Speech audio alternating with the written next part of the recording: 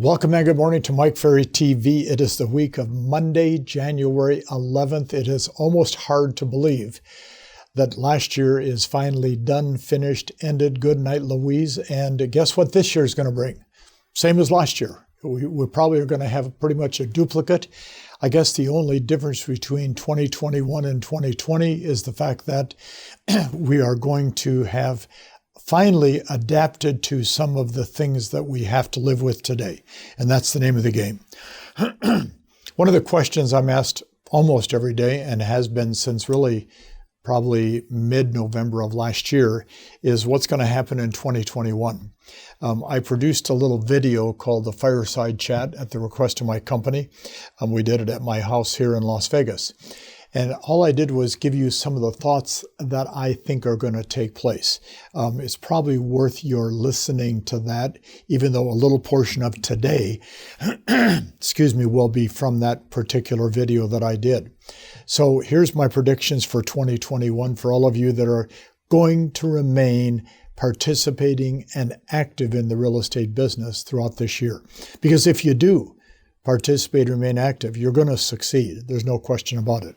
So here's my 10 big predictions. Number one, home prices will continue to rise.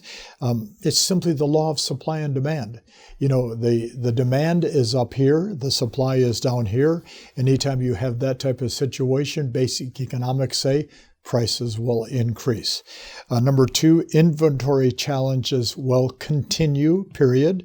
The biggest challenge we have with inventory, and nobody wants to hear this, we don't have enough great agents like you working every day trying to get listings. I've always said whenever there's an inventory shortage, yes, it's an economic situation, which we know is the case. It's a pricing situation, which you know is the case. But if agents don't work to get listings every day, the supply is always going to diminish. So we're going to continue having a short supply. Number three, technology will continue to be a big factor. We don't want you to become a technology expert, but you got to be aware that technology is going to keep advancing for all of us. Number four, the reason the inventory will remain low is because the cost to move up for most sellers who become buyers is too high. Prices have gotten so high in most parts of North America, it's very difficult for a seller, even with good equity, to be able to finance and buy a new home at the price they would like to buy it at. And that is because their income personally has not kept up with the inflation of prices. Number five, almost everything that you list for sale this year is going to sell. Two words, whether it be 2008, 2018, or 2021, price and motivation. That is the two words that is the difference between getting your listing sold and them not selling. So therefore, pre-qualifying a seller is more important than ever. Having good, solid comps, if they're available, is important to present. And then knowing that that motivation determines the price. Number 6 on my list, interest rates will continue to be low. There doesn't seem to be any reason. I've talked to a lot of lenders over the last 90 days. Can't seem to find any reason why the interest rates are going to go up substantially or even minutely. If anything, they may still continue to decline. Number 7, and this is a tough one, we're going to see more turnover among non-producing agents. I told some brokers a couple of weeks ago, instead of a door that opens up, whether it be outward or inbound into a real estate office, put in a revolving door like they have in a store that's for retail or a shopping mall. And they all said, well, why? I said, because the revolving door for agents is going to become stronger and stronger. The business is becoming more difficult for the unskilled. And I know that you're not one of the unskilled agents. You're a skilled agent, okay? If you're participating in Mike Ferry TV, if you don't have a thorough understanding on how to sell and list real estate, you're certainly learning how.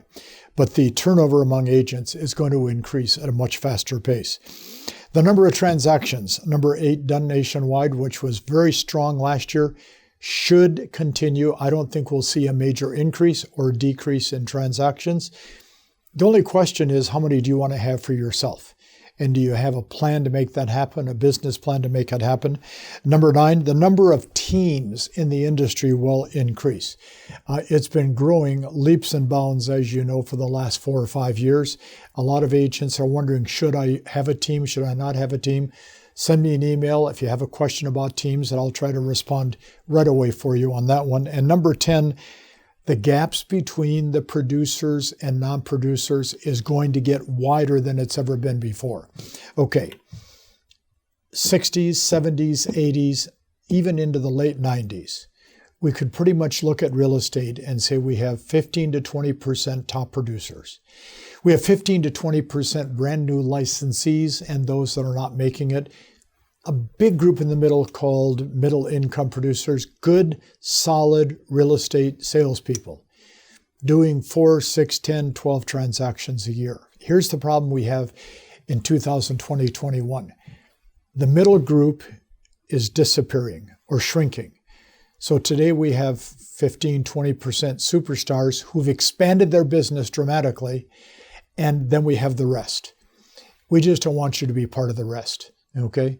Because if you really look at what's going on in the industry, the gap between those that know how and those that do and those that don't know how and don't do is widening by the day.